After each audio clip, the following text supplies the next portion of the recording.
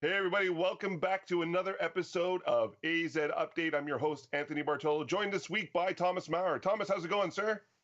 Fantastic as always, Anthony. I hope you're doing as fantastic as I'm doing. Doing well. It's a little bit chilly here in Toronto right now. At night, it's dropping down to 3 degrees Celsius. I forget what that is in Fahrenheit. I think that's in the low 50s or high 40s. How about yourself? Yeah, kind of like it's still getting warm enough, but it's like very rainy these times a year in Switzerland, and I'm like a lot of people think that everyone in Switzerland lives on a mountain, right? That's not the case for me. I'm living like a little bit down, but still, so it's still warm. It's like 10 degrees, 15 degrees Celsius, somewhere in between that. By the way, I'm super happy that you did like tell it in Celsius and not Fahrenheit. Again, I have no idea. Uh, Canadian.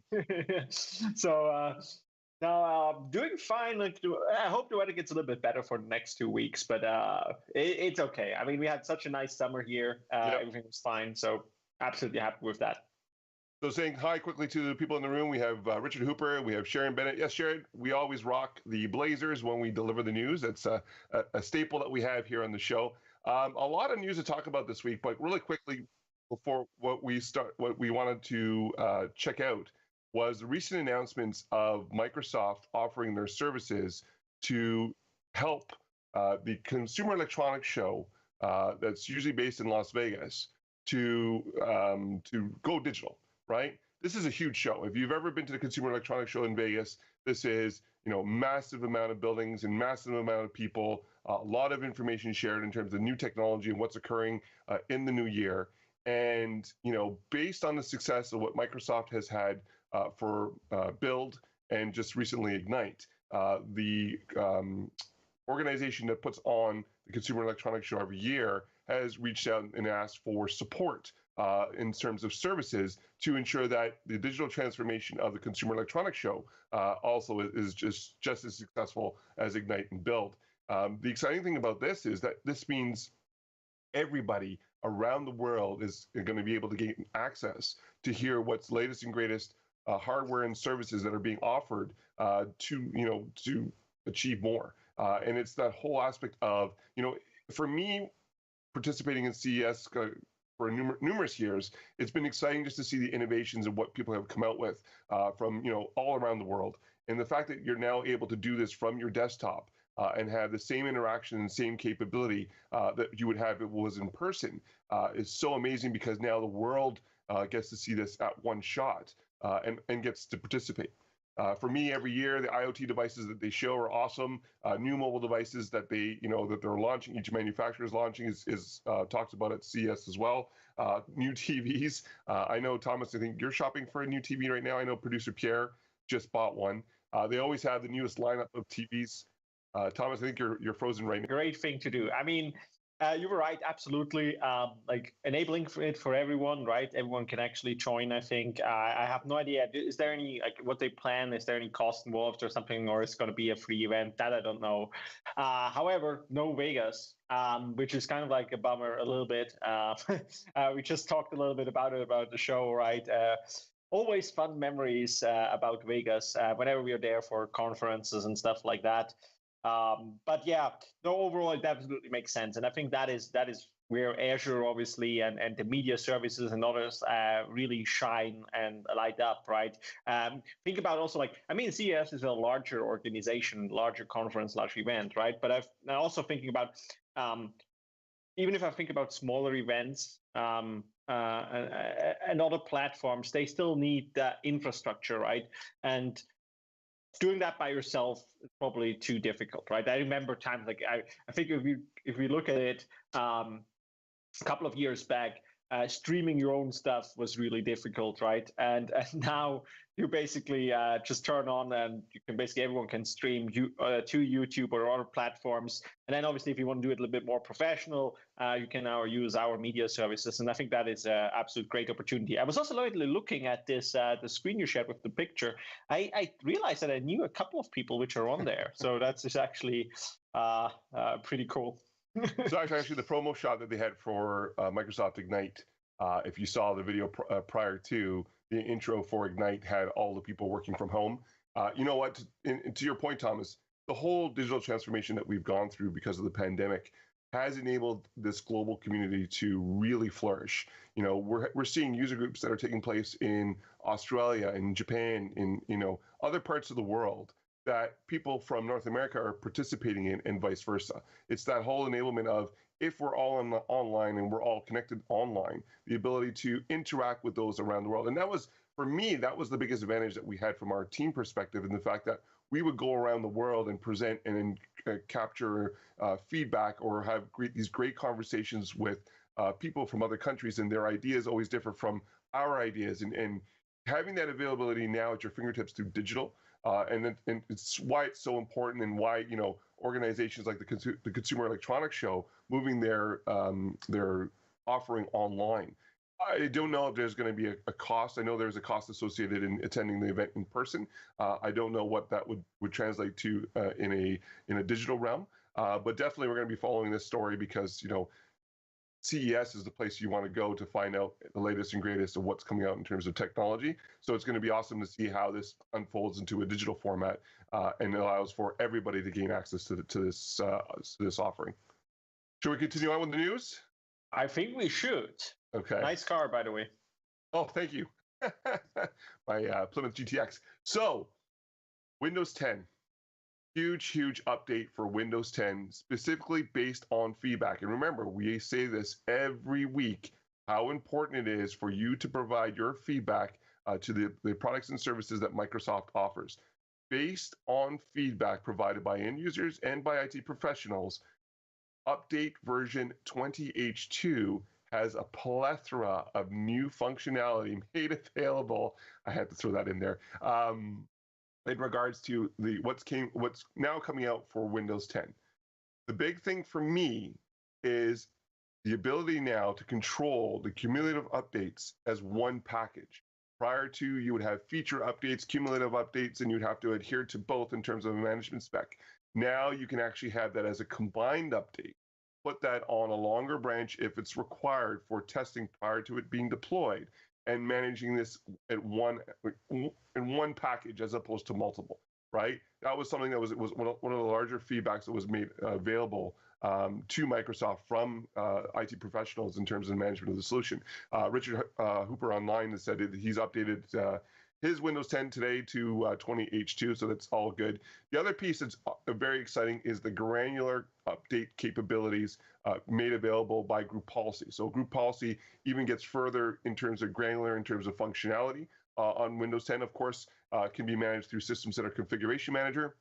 Windows Autopilot sees a plethora of enhancements made available to it as well in terms of your deployment of Windows, even for the availability of updates, and ensuring that specific individuals are assigned the ability to update their machine, made available through Windows Autopilot. Last but not least, for exciting for me, is the new functionality coming to Edge on Chromium in terms of Group Policy capabilities in management of the browser itself. This is huge, right? In terms of the capability of now managing how you're interacting with Edge, and the functionality with Edge that's made available to end users within your organization through the specific browser. You heard that conversation between Brad and Panos in terms of the capabilities and the granularity of control now made available on Edge,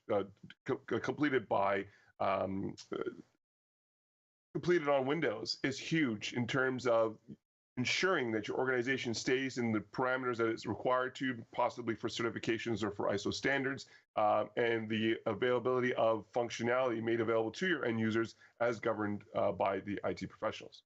Thomas, what do you think? Absolutely great update again. Like I'm always, as you said, like again, you mentioned already so many points on that. It's I think I want to highlight like what I loved about is that when Panos and when Panos was telling about the investment in Windows 10, he was basically saying that there was never so much investment in Windows than we have right now, right? So there's a lot of things coming because so many people rely on it. Yeah, and you obviously showed a lot of the IT Pro specific news, right? I also like, and I think that is very well done, that we have a look at actually bringing, if I can manage here that to not have that in full view, but to actually bringing also design changes, right? And so I like that we have now the new tile design, that we have new design like cleanups there happening, that you have now new icons in the start menu. I love all of that, right? And I also love, like, I'm an owner of a Surface Pro X. There are also a couple of small enhancements to the Surface Pro X. Or Windows 10 on ARM, not too much, but like I know that in the Windows Insider previews you get even more new features. So yeah, I really like that. I also installed the update.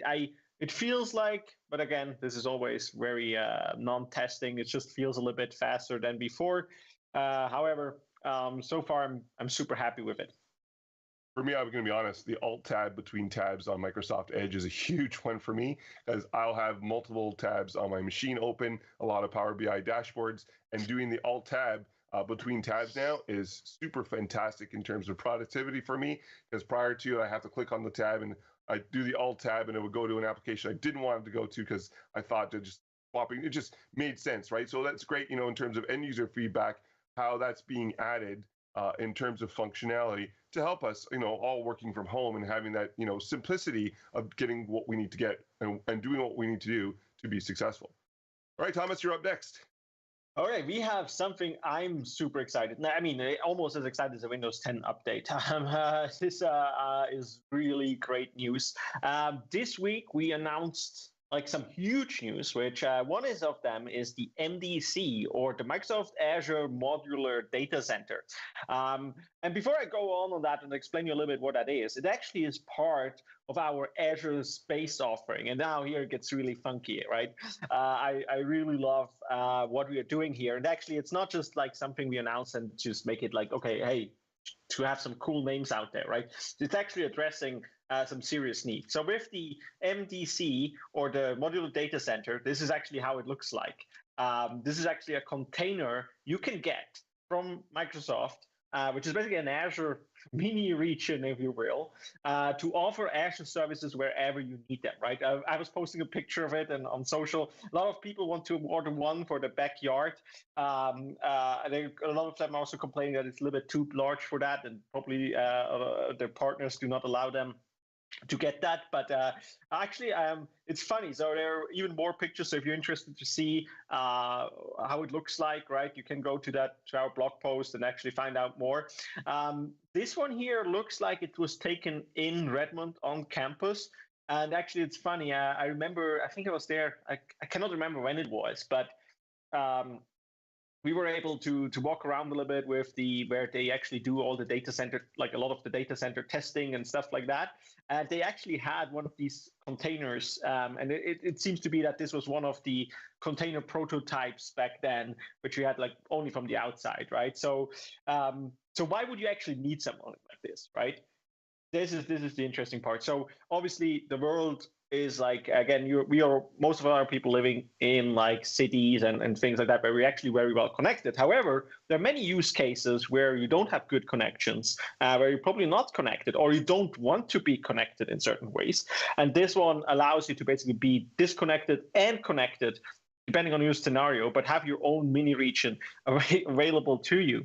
And then now, you somehow need to connect this, right? And as mentioned, this is part of the Azure Space offering, which is actually a set of services and products, and also partnerships, like, for example, a partnership with SpaceX, for example, to actually use their satellite network and stuff like that to then go out and connect our services. And we don't have time to talk too much about it, but it actually uses one of the partners is like the SpaceX Starlink to connect the MDCs.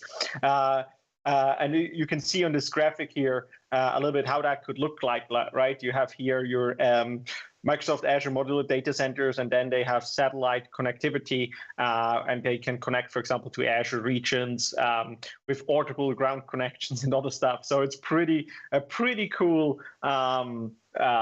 news we had this week about it. So 2 questions for you. One is, as you purchase all the devices that are Surface-based and Microsoft offers, how long till you purchase the data center?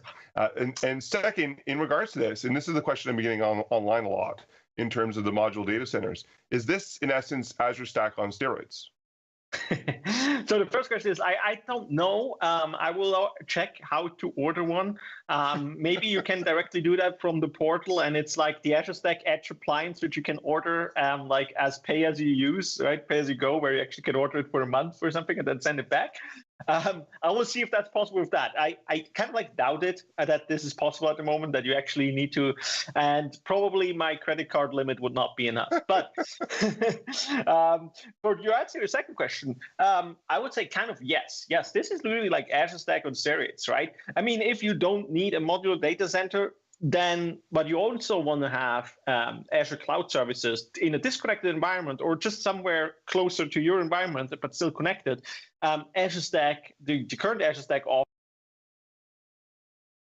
with Azure Stack Hub, HCI, and Edge can offer all of that to you. So again, depending on what you need, right? And this is just like we had requests from large organizations. They can be for humanitarian missions, for example, the resource industry where they actually go out and they have places where they actually have nothing, right? But they still need to compute and services infrastructure. Or also, obviously, customers like Airbus and others who are very interested in solutions like that. So yeah, I'm really excited about that product. I know the Canadian telcos are also just as excited because they are very interested to provide connectivity to these modular data centers. Because I do hear of talks in northern Canada for implementation of these data centers for oil and gas and other services, health services, and what have you, to help the regions that don't have the connectivity gain access to cloud services. So this is exciting news.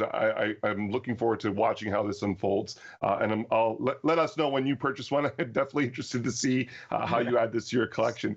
Let's continue on with the news. Next up, our good friend Alex Simons has come out and has announced the new Azure AD provisioning capabilities now with attribute mapping and improved performance. This one is a big one in terms of an update as well. For those of you that are running AD Connect, you know the challenges of updating and syncing your end users in terms of on-premises to in-cloud access to applications, access to services, and requiring that connectivity for authentication in a hybrid scenario. Very important to have that capability as the two-way pass of security for the enablement of accessing of services on premises or in cloud. You've probably seen the PowerShell script that'll allow you to quicken the sync process or to specify in the sync process which attributes are going to be synced. This has now been improved, greatly improved actually, via this update. From a provisioning perspective, you now also have the ability to customize the attributes that you are provisioning. So when you're onboarding a new individual, I'll just scroll to it there. When you're onboarding a new individual or setting up a new access for an individual, a new identity for an individual that's joined your organization, you now have the ability to assess and set up all the appropriate attributes for this individual. Last but not least, the ability to also provision alongside the inclusion of a new identity, SaaS applications. So this individual is, this is their job description. This is what they have to accomplish every day. These are the SaaS applications they require access to. You have the ability now through provisioning in one fell swoop to invoke that ability to have connectivity or serviceability to those SaaS applications that that individual will require for the day-to-day activities. So, a lot of new updates. And again, based on feedback that's been made available in the time of the pandemic in terms of what needs to be accomplished to help everybody be productive as they work from home. Thomas, thoughts?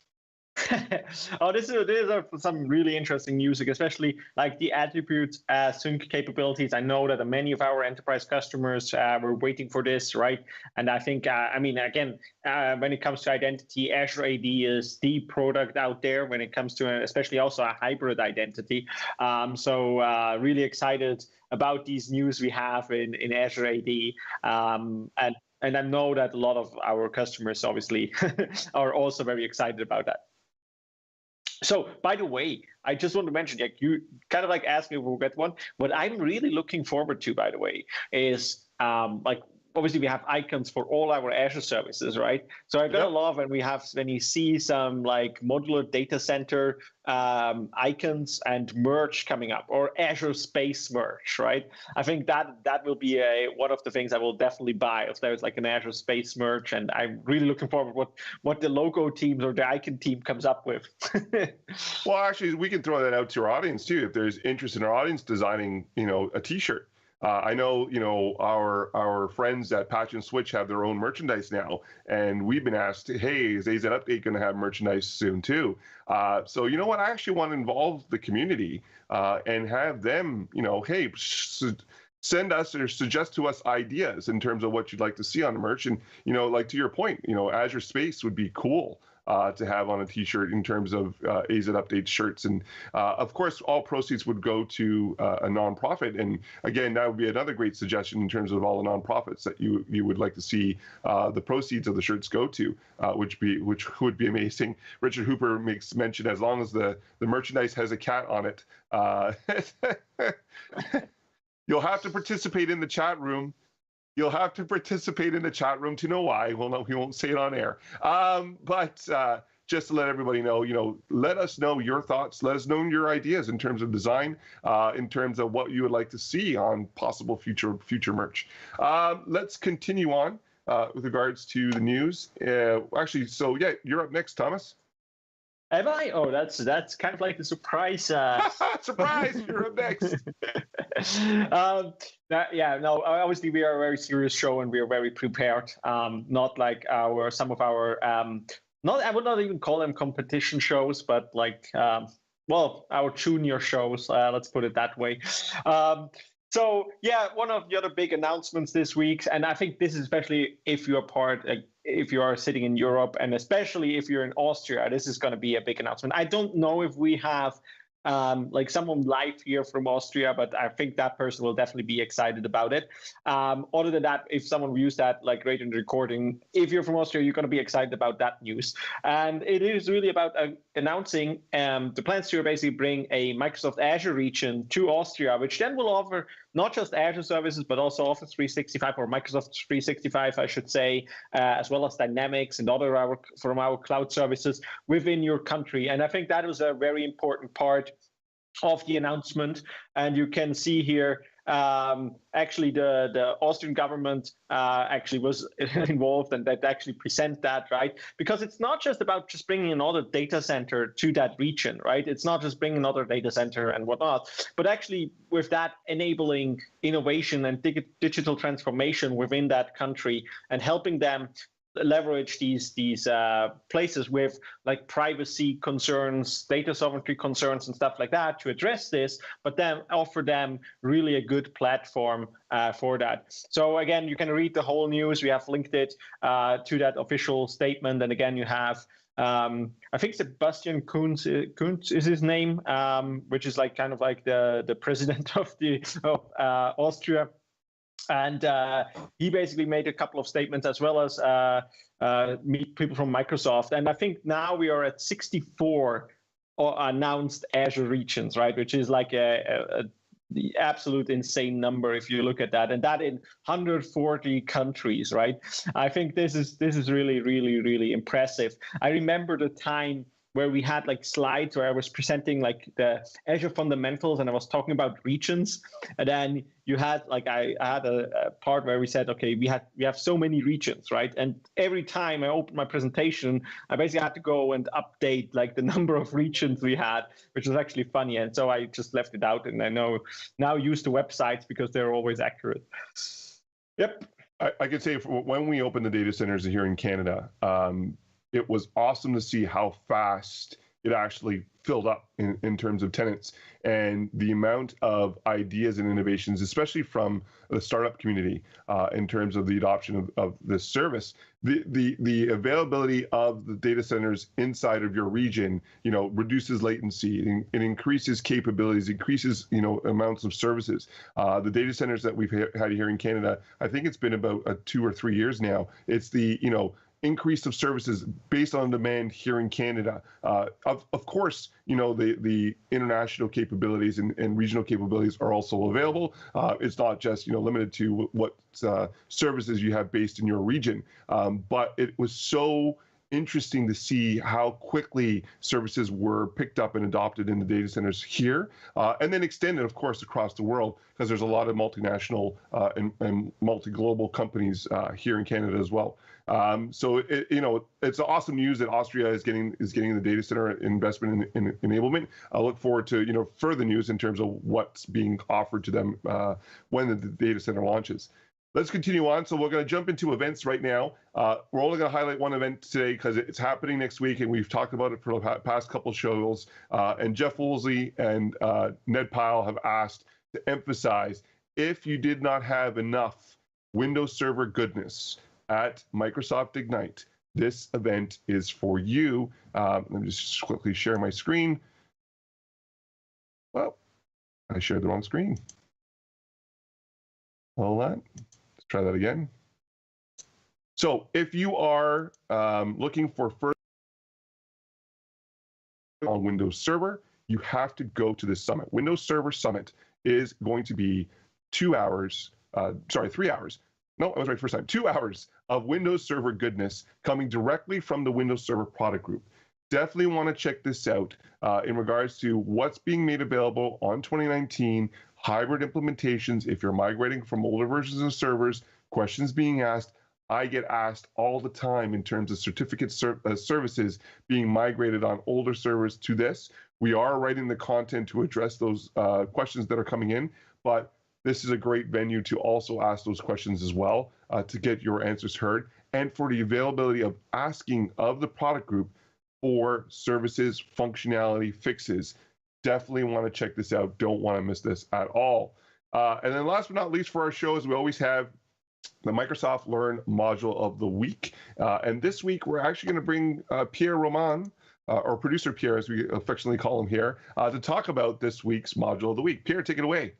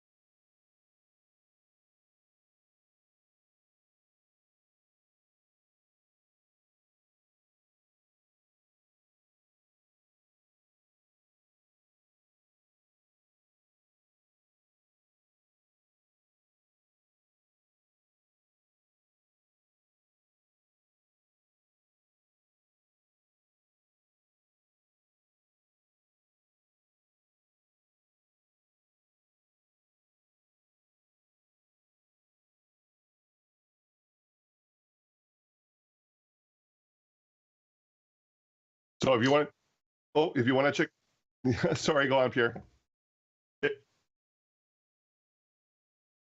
I know, so that's why we want to jump to that really quickly. If you want to check out this Microsoft Learn module or any of the stories that we've shared today, definitely go to itopstock.com and look up the latest post of AZ Update. There you will find the details on everything that we shared out today. Thomas, if people want to get a hold of you online, how do they get that done? Just check me out on Twitter, hashtag, or Twitter handle Thomas Maurer, or on my blog, thomasmaurer.ch. There is a hashtag. Did you want to share the hashtag? I don't know what you're speaking about. I don't know. Never heard of that. If they want to get a hold of you online, how do they get a hold of you? And if you want to get a hold of me for some reason, you can reach me on Twitter at WirelessLife. Thank you all for joining us in today's show. Look forward to seeing you again next Friday. Have a great weekend, everybody.